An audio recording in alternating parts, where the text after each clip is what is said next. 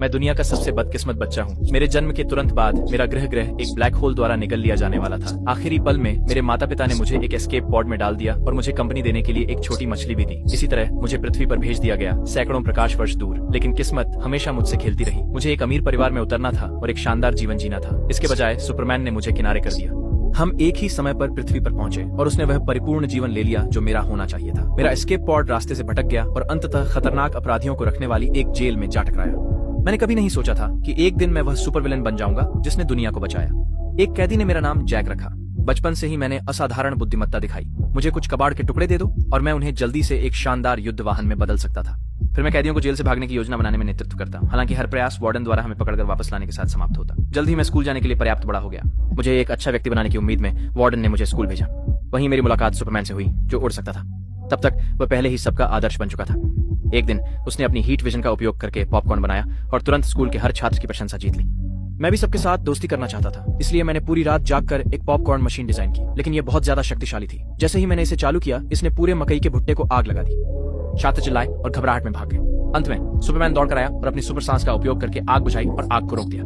उस दिन से सभी शिक्षक और छात्र केवल सुपरमैन को देख सकते थे, जबकि मैं हमेशा बाहर रह जाता था।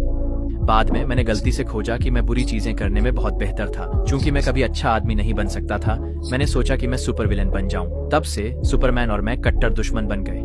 लेकिन चाहे मैंने कितनी भी बुरी योजना बनाई हो, सुपरमैन हमेशा समय पर मुझे रोक देता और मुझे वापस जेल भेज देता। मेरी सजा लगातार बढ़ती गई जब तक कि मैंने सैकड़ों उम्र कैद की सजा नहीं जमा कर ली। फिर भी मैं हमेशा भागने के नए तरीके ढूंढता रहा। इस बार मुझे सिर्फ एक घड़ी की जरूरत थी। जेलर को यह पता नहीं था कि घड़ी में एक विशेष कार्य था।